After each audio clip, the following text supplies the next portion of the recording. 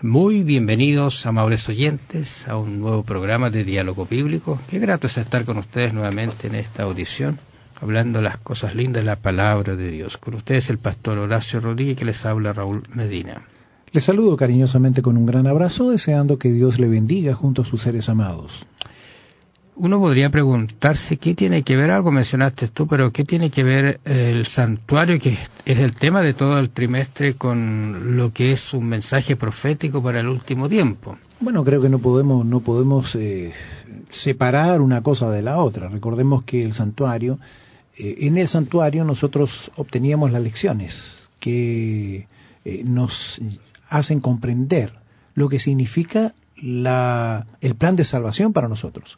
Pero recordemos que también en el santuario nosotros encontramos las consecuencias que trae el pecado.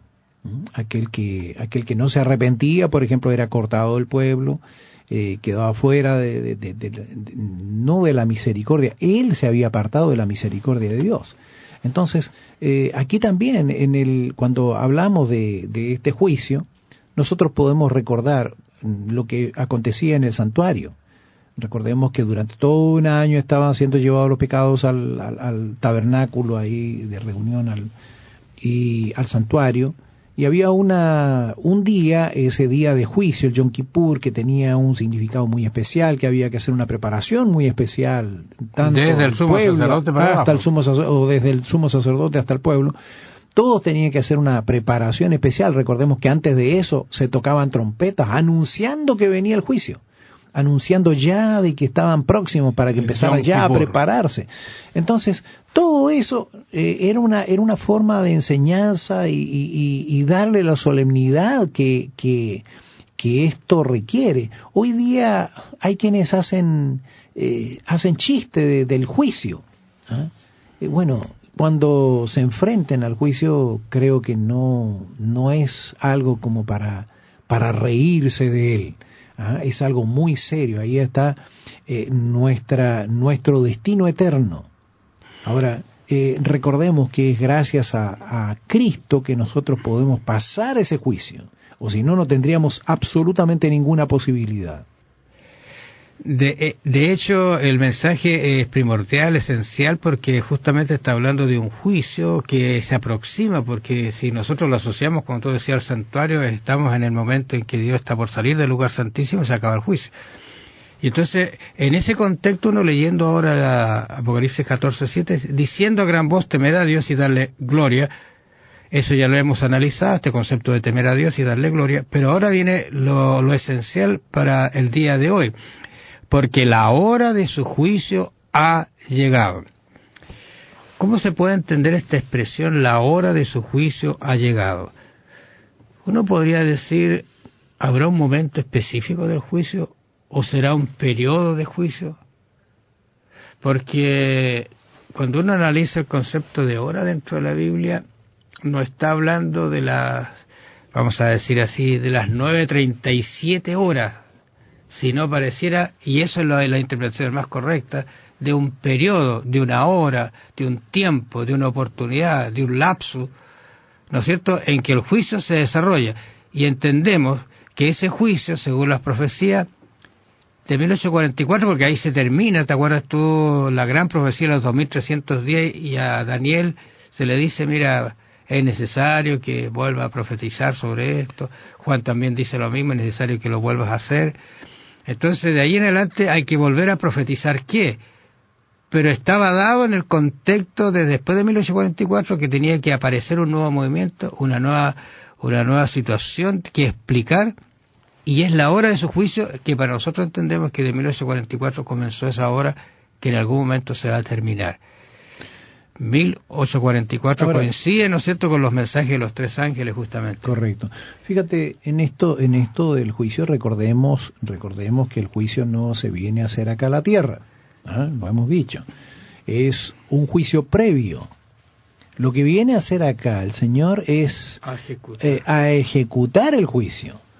Entonces, en ese juicio, cuando ese juicio sea ejecutado, unos van a ir a los graneros de Dios, por decirlo así, pues recordemos que una de las figuras que se emplea es el de el trigo y la cizaña. Dice que la cizaña es echada al fuego y el trigo es puesto en los graneros del Señor.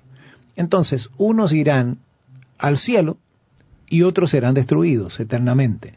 Entonces, nosotros vemos aquí que existe esta, y dentro del capítulo 14 del libro de Apocalipsis se nos dice aquí, fíjate el verso 16, el que estaba sentado sobre la nube metió la hoz en la tierra y la tierra fue cegada. Salió otro ángel del templo que está en el cielo teniendo también una hoz aguda. Salió del altar otro ángel que tenía el poder sobre el fuego y llamó a gran voz al que tenía la hoz aguda diciendo, mete la hoz aguda y vendime a los racimos de la tierra porque sus uvas están maduras. Y el ángel arrojó la hoz en la tierra y vendimió la viña de la tierra y echó las uvas en el gran lagar de la ira de Dios. Entonces, aquí nosotros vemos que nos presentan figuras que nos muestran lo que será el juicio.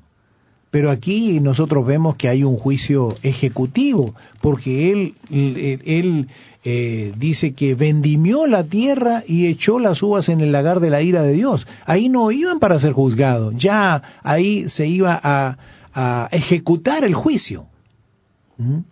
Entonces, por eso que nosotros vemos acá en este juicio un llamado de Dios, un llamado misericordioso, un llamado lleno de amor que muestra las consecuencias. El Señor no quiere que nosotros perezcamos y el Señor está mostrando las consecuencias de nuestra elección. Y ahora cuando es nuestra elección. Cuando se habla, por ejemplo, de salir de ella, pueblo mío, dice no soy participante de lo que va a venir. Normalmente nosotros enfocamos esta situación a que una iglesia está pidiéndole a otra que salga de allá, ¿no es cierto?, y se venga acá. Pero no solamente eso abarca el mensaje, quizás un poquito más certero, en el sentido que si tú estás dentro de un movimiento que tiene la verdad, pero no estás haciendo, no estás practicando, no estás adorando a Dios verdaderamente, también te pide Dios que salgas y te incorpores al grupo que verdaderamente está adorando. Ahora es difícil uno como humano decidir los parámetros, pero Dios los tiene dados en su palabra. ¿No es cierto? Dice qué es lo que es temer, qué es lo que es adorar, qué es lo que es reverenciar, y allí están todos sus mandamientos, sus estatutos. Y fíjate que el juicio no abarca solamente a algunos, porque en Apocalipsis 11, 17, 18 dice, diciendo, te damos gracias Señor Dios Todopoderoso, el que eres y que eras, y que has de venir porque has tomado tu gran poder y has reinado. Y se airaron las naciones y tu ira ha venido y el tiempo de juzgar a los muertos es dar el galardón a tus siervos, los profetas, los santos, a los que temen tu nombre, a los pequeños y a quién más, y a los grandes y a destruir a los que destruyen la tierra. Y nota que hoy día, lamentablemente, esta profecía se está cumpliendo no para beneficio nuestro. Hay muchos que están destruyendo la tierra, están cumpliendo la profecía. Dice que la tierra gime, clama, ¿no es cierto?, por los desórdenes ambientales que hay y que estamos nosotros sufriendo justamente esas consecuencias. Pero qué terrible es porque Dios va a venir a juzgar a todas las naciones y darles el pago, lo que se merecen por sus acciones. Ahora, sus acciones, ¿no es cierto?, de las personas que nunca aceptaron al Señor ni quisieron entrar en sus caminos y al final reciben el fruto de sus propias obras, de su mal vivir, de su mal proceder, de su mal actuar. Y uno podrá decir, bueno, ¿y cómo puedo cambiar? Bueno, eso lo puede hacer el Espíritu Santo en la vida de cada uno de nosotros. El Espíritu Santo puede trabajar de una manera extraordinaria, haciendo cambios en las personas, en la mente, en la actitud que tenemos de ir buscando siempre a Dios. Por eso este mensaje es muy fuerte y hay que darlo con claridad para que las personas efectivamente lleguen al conocimiento de Dios, porque la hora de su juicio ha llegado y de eso hay que tomarlo muy en cuenta. Exactamente. Ahora fíjate, cuando hablamos de esto, vuelvo a la idea que el Señor está haciendo una advertencia. Dime tú, ¿cuánto tiempo lleva predicando? Recordemos a Noé, ¿cuánto tiempo predicó? 120 años. pero son mucho más de 120 años los que han pasado de la predicación y todavía el Señor está dando un tiempo.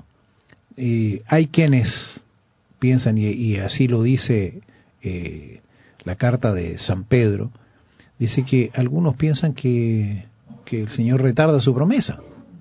Entonces, porque ¿cuántos años hay que estamos escuchando lo mismo? Que el Señor viene, entonces, y no sucede nada. Bueno, tenemos que reconocer la misericordia de Dios y también aprovechar esa misericordia, porque el Señor nos está dando la oportunidad de un cambio.